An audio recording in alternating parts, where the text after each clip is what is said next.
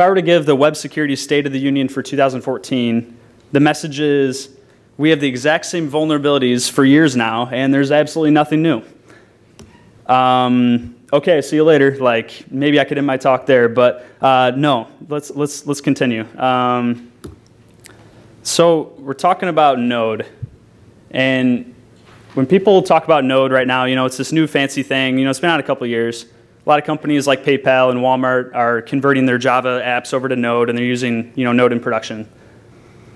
But Node, like, security is always an afterthought. I mean, you're just starting to see people talk about security at conferences like now, 3 years later. Before that, it was all about like, how do you build a Node app, and performance and just all the other topics. But security is just starting to, kind of get into the conferences right now. My first rule for building or securing a Node app is know what you require. So NPM has 75,000 modules. So with NPM, anyone could publish anything. That's really the scary part because people can do some really terrible things. If you think about it, this is server-side code. So people could read files from disk. They could steal your SSH keys. Maybe they could create some kind of a malware plugin that uses your server resources to compute bitcoins or just crazy things. Or just inject other vulnerabilities. So with Node, we need to be more conscious of security than we are on the client side, to be honest. Another rule with Node, use good security defaults. Node is just a set of bare bones modules. When you think about it, all we have are just like basic HTTP, DNS, URL, file system libraries. All of these combined create Node. And then Express, a lot of you are using Express, maybe some people using Happy, anybody? Or mainly Express? Express, okay. So Express is a bare bones framework. It's basically just a router. It serves requests, creates sessions, sets cookies. Actually with Express 4, they actually removed a couple security features. Now Express 4, they kind of decoupled all their modules. They have like 10 other modules that you can require in addition to Express. So really Express is very bare bones. It doesn't have any security features at all. But that's okay. We have other supplemental frameworks to take care of those concerns. So PayPal built this framework called kraken.js. It's basically some sugar on top of Express.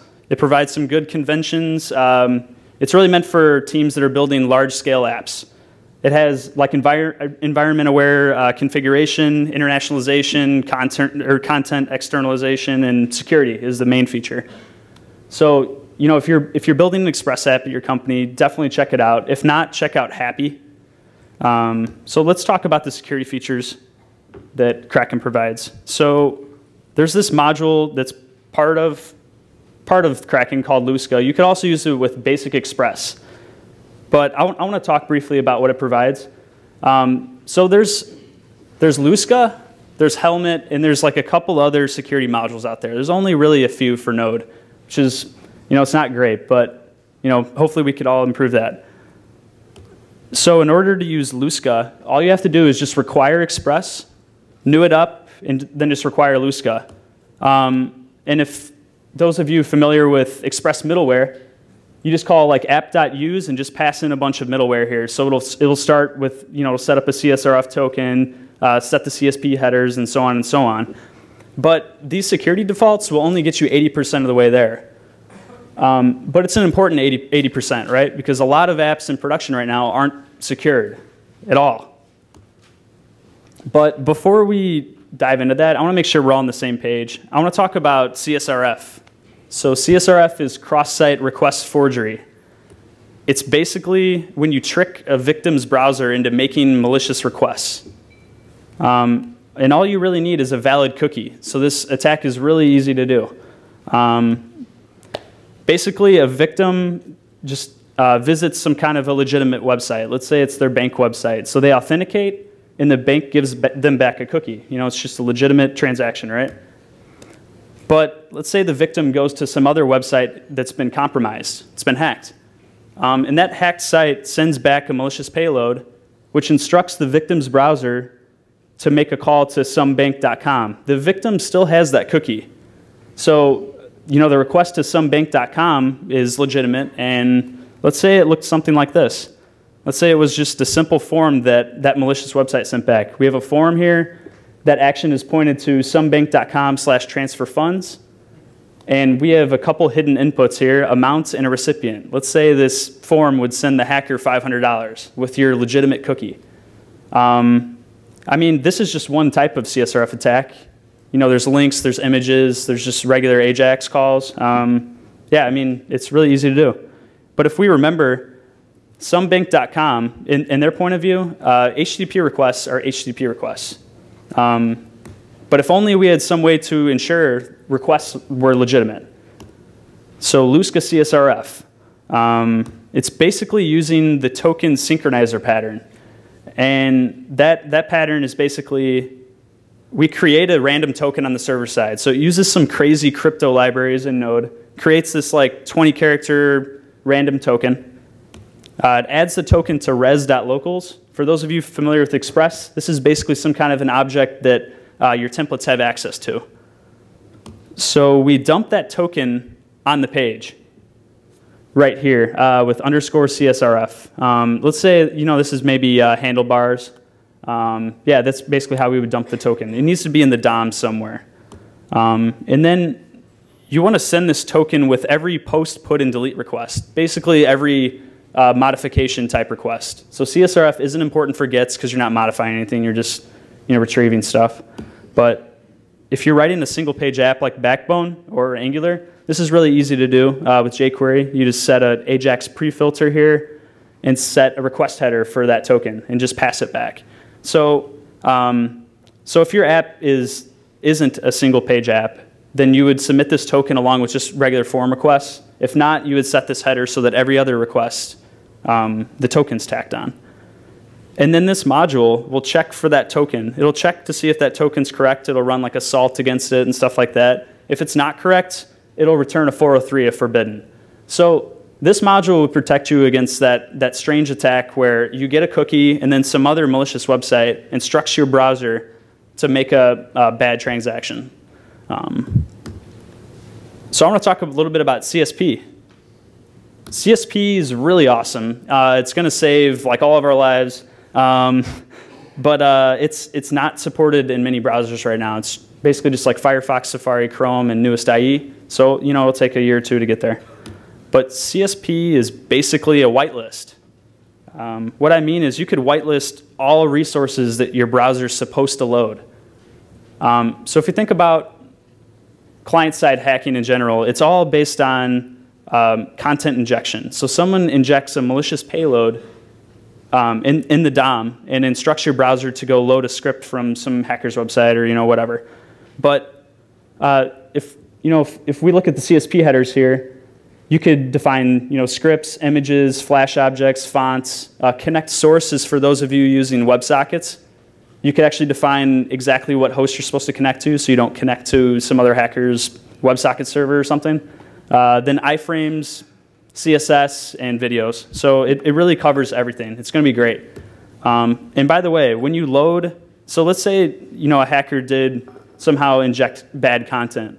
They would get denied. Content security policy, and then you see the script source directive right there. We're basically instructing the browser, hey, load scripts from yourself that are like in the DOM already and from my CDN. And if it's not that, deny it. So it's really great. And with Lusca, here's how you define it. You basically just like pass in an object with these directives here. But you'll notice at the very bottom, there's this report URI. So that will basically, so anytime a hacker or whatever gets a violation, those reports will be reported back to your server if you want, which is really great because you could do some post-mortem stuff and be like, oh, hey, like how did they inject content on this page and try to patch it up. So it's a really good kind of reactive step to stopping this. And then Lusca HSTS, it basically ensures your site is running HTTPS traffic. Yeah, I don't know. It just basically just says, hey, browser, HTTPS only, do not get any HTTP resources. And it really helps preventing man-in-the-middle attacks. Lusca Xframe basically prevents others from loading your app in an iframe. This is really particular. This is really important for PayPal, really. if you try to load PayPal in some other website, you'll get denied right here by this X-frame options header. You know, it's really important for websites that want to maintain kind of their legitimacy, right? You don't want to pop up PayPal on some other website, and then this other website that's compromised. Maybe you could have like a clickjacking attack or something. Like maybe PayPal would follow your mouse cursor invisibly, and you would like submit some kind of a crazy transaction or something. I don't know. It's a crazy idea, but yeah, that's basically what people use iframes for. Then we also support some obscure IE headers. I don't know if you remember the P3P header a couple years ago, but whatever, you get that for free. Yeah, so I mean, to get all of this functionality, which gets you really 80% of the way there, I mean, all you need to do is just wire up 6 lines of code right here. That's it. Except that Lusca CSP is like 5 lines, but whatever. Okay, so Lusca aside, let's talk about HTTP-only cookies. So think about the web and authentication. Like when you go website to website, how do you maintain your session? It's based on cookies. So if someone injects a content injection attack, they could do document.cookie and read all those cookies. But if they have the HTTP only flag, they can't grab that cookie, which is really important. And Express by default doesn't, for session cookies, they don't provide this HTTP only flag. So in your Express app, go check that HTTP only is true for this session cookie that it generates. It'll usually look something like connect.sid or something like that, unless you change that. But if you'll notice, the HTTP only flag is there right at the bottom. And when you do document.cookie, you can't read it. So yeah, so scripts can't steal it, which is great. The next rule of Node, handle errors or crash. It doesn't sound like a security problem, but it really is. If we remember JavaScript running on the client side, I mean, Node is JavaScript. So when an error occurs, your server is going to crash unless you handle it. So unless you're using try catches all over the place, which you're probably not because that's insane, or promises, you could listen for uncaught exception events. I don't know, there's a couple other ways. But unless you're handling errors, like your server's going to crash. It's basically a denial of service attack. Like if a hacker knows how to crash your server, they can just do it repetitively and affect your business and bottom line and stuff. So the moral of the story is either catch errors or restart as fast as possible and have a bunch of servers. I know at PayPal we use Forever. I'm sure a lot of people are. Forever is like a task that'll ensure that your server restarts if it's down. Next rule, eval is still evil. So Crockford's famous rule in any of his books or ESLint is, eval is evil, right? Don't use eval ever. The same applies on the server side. So a lot of libraries actually on the Node side, like some famous ones like Moment, maybe Dust templating, they all use eval internally in some small parts. And you could still run some terrible things on the server side, right? So let me talk about this Dust.js vulnerability, for instance. So I mentioned that Dust uses eval internally for its if conditions. So here we're testing that a card type variable is equal to a string visa, and then maybe we'll dump a list item visa or something. But everything inside those double quotes is evaled. So as you can imagine, if card type is a user input or it's some kind of a backend server-side data that's been tampered with, someone could easily inject an eval attack. And the even scarier part is Dust runs on the server side and client side. So if you're doing a very first render of your page and card type had a malicious payload, your server's down. Someone could easily call process.exit and kill your server or do whatever. So just be aware of this. I guess just kind of comb through your libraries, make sure they're not using eval, because some do.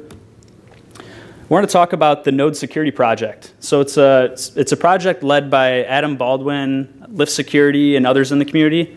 Basically, their whole goal is to audit all the modules in NPM. If we remember, there's 75,000 modules. There's a lot. So this is a really ambitious goal. They seem to be auditing well-known modules that a lot of people are using. They found a vulnerability in Connect, and then Happy, and a couple others. But basically, they can contribute patches and they educate others. And they also maintain a a website of all these like advisories. Like they talk about the vulnerabilities and like how they patch them, and they actually list vulnerable versions in the patched version. Why that's important, you can scan for vulnerable modules. A lot of us use grunt and gulp and stuff like that as part of our like kind of build task nowadays. The really cool thing, they have a grunt task right here called grunt NSP package. So if you install that and run grunt validate package, it'll scan through your package.json, and it'll find all your dependencies and its dependencies, like the whole dependency tree. It'll scan all of that and find all your vulnerable modules. So here I ran the validate package task, and it found that this happy version 2.0, you know, it has a vulnerability, and it gives a link to it, and it gives the patched version right there. So the really powerful part right here, you know, at PayPal, we're making this a part of our CI. You know, right now we have this whole like deploy suite, you know, all these like checkmark items before something goes live. This suite will run a validate package.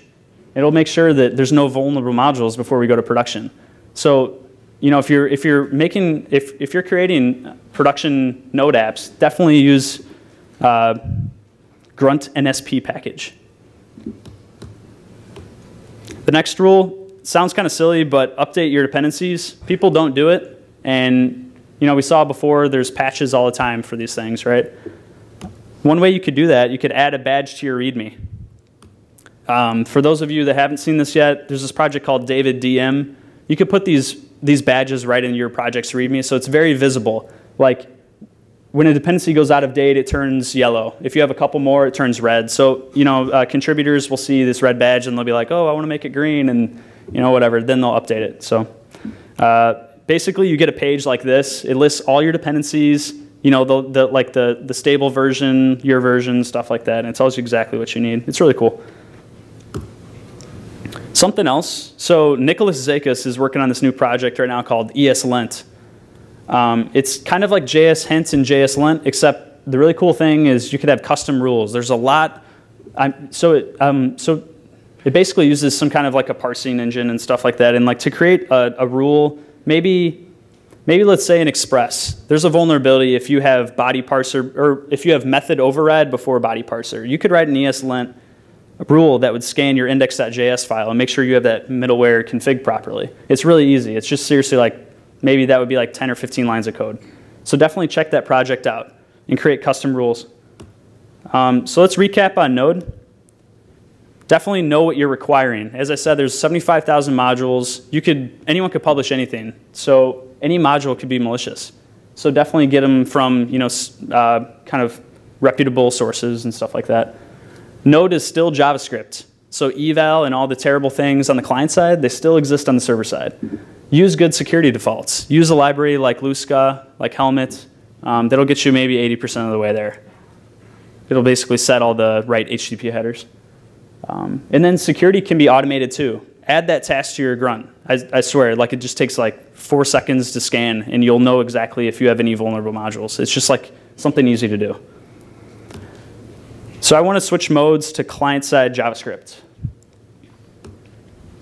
So if you think about it, all web vulnerabilities basically come down to content injection. Because the markup, the DOM, it instructs the browser what to do. If you have a malicious script in there, it's going to execute it, right? It's just kind of blind and stupid, but whatever. It loads whatever's in the DOM. But cross-site scripting sucks. It's everywhere. We saw all those tweets from PayPal, LinkedIn, Facebook, Google, Twitter. I'm sure your company too. Just go look on Twitter. The first rule of client-side JavaScript: escape everything.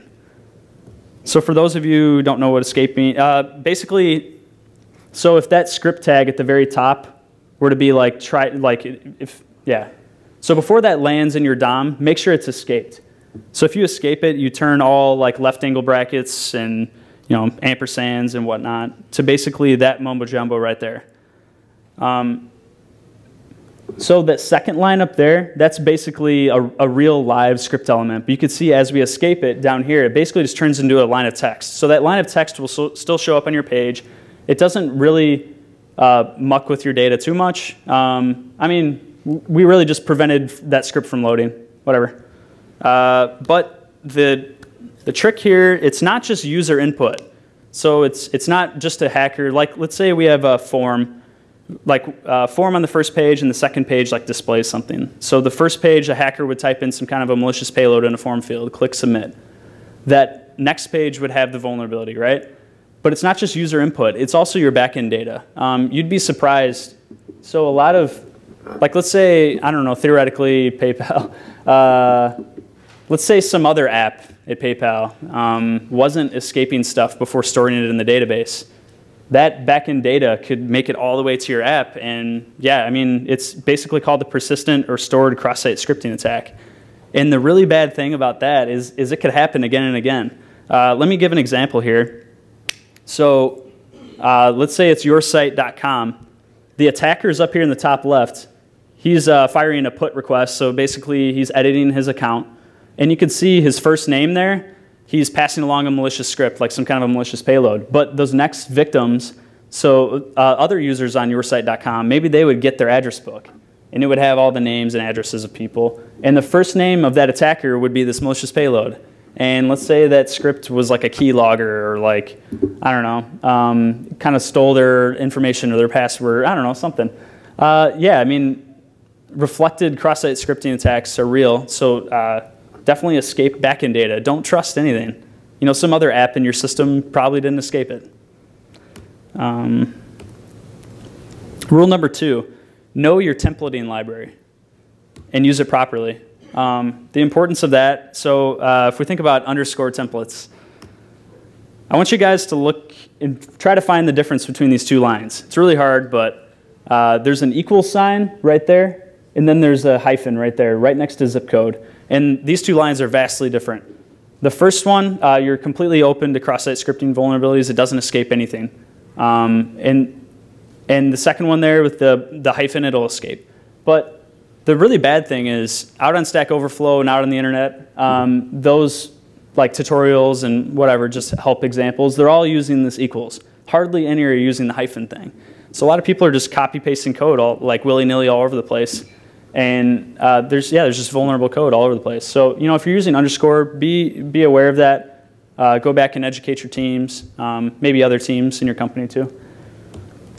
I wanted to talk a little bit about Dust templates. So it's something that PayPal and LinkedIn are pushing. We do escape by default, but you know, we do have like a known vulnerability with the if condition here. Like I was saying earlier, everything in those double quotes will be evaled. And the really bad thing is, let's say this type of attack were to happen.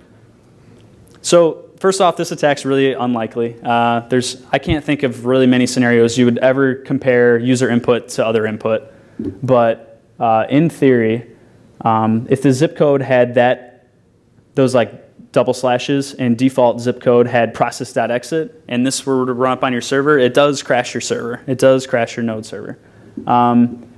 So although like comparing user input to user input is unlikely, I'm sure there's other types of attacks. You know, I'm not a security professional at all, but yeah, definitely check it out. Yeah, so anyways, it crashes your server. Rule number 3, client-side JavaScript security, upgrade your front-end dependencies. It sounds, simple, but people just don't do it. It's, with Node and Symver and all that stuff, right? It's really easy to know when your modules are, out of date, and people really keep on top of it. But when it comes to the front end, people pull down some random version of jQuery, don't update it for like 2 years. jQuery has vulnerabilities all the time, really. So there's this project called Retire.js. Retire.js is just like that, grunt NSP package project that I was talking about. It'll basically scan all of your modules, and it'll find all of the vulnerable ones. Here's some that they actually have on their list. Like jQuery 1.9 just came out like a year ago or something. A pretty newer version of jQuery mobile, Backbone, and that's a pretty old version. I think they're on 1.0 now, but. Yeah, I mean, for those of you using handlebars and mustache templates, definitely make sure you're using, a patched version. So, anyways, that grunt retire plugin, you could install it just like that. Grunt retire, it'll run through all of your front end code. So actually, I pulled down for an example, I pulled down jQuery 1.6. It's like a super old version, like 3 years old, but people just don't update their client-side code. So definitely update it often. have this grunt retire as part of your workflow. Before something pushes live, have it run through grunt retire and grunt NSP package. Find these vulnerabilities. Don't let it go to production. That's just stupid. Some security rules of thumb. So if we take a step back, no matter what you do, someone will always find a way in. It sounds like terrible, like depressing, whatever, but like we're humans, we make mistakes. Our code's not perfect. We don't have all these checklists in place. People are way smarter than we are, right? Security professionals. So they will always find a way in. But you will get 80% of the way there, if you choose libraries with good security defaults. I can't say enough, like, don't use Express blindly. Express is not secure out of the box. Like, you need to use like Lusca or Helmet. Look at these other modules. But you basically need to set good, HTTP headers, good defaults. And that'll get you most of the way there. Can't say this enough. Sanitize data coming in and going out. Not just user input, but backend data. Backend data is like the worst because these attacks could keep popping in and popping in if it's stored in some database and pulled out all the time. And then also sanitize data before you push to the database too. Maybe you could abstract this to some other like service layer or something like that. But be a good citizen. Escape things for other apps that are in your ecosystem. And then update your dependencies. Again, use those grunt plugins. Just do it. And then just remember security could be automated. So use those grunt tools. Yeah. Thanks a lot, guys. So here's my contact information on Twitter, GitHub, and whatnot. If you have any questions, just like, and then if you have questions outside of Q&A, just tweet me. Yeah. Anyways, thanks, guys.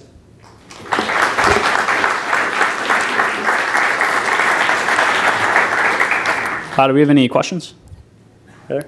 All right. So what do you do with the if module? So in Dust, use EQ instead. There's also a project called Dust Moats and Dust.js secure filters.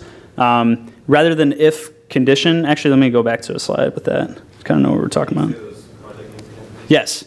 So there's one called Dust Moats, and then there's one called Dust.js secure filters. I'll actually add I actually didn't include this, but a slide at the very end with a bunch of links or something. I'll do that and then post it on Twitter. But definitely use EQ and then if test rather than if condition there, like if cond. So, yeah. Cool. Any other questions? Okay. In regards to like escaping data, would you say it's better to escape it before you save it to the database or when you render it on? Definitely do it when you render. Before you save to the database is just being a good citizen, but you like have to before you render it on the page. So most of client-side vulnerabilities are all templating. Like your backbone project, you can't really do malicious stuff with setting events and having views and models and whatnot. I mean that's it's just whatever. It's all about like templating languages. Just make sure you escape stuff and use your stuff properly. Thanks. Any other questions? Yep. Oops. There you go.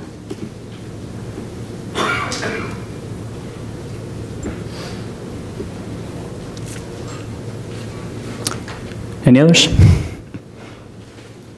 Okay. All right. Yeah. I mean, I'll just be out there if you have any questions, or just tweet me. Thanks, guys.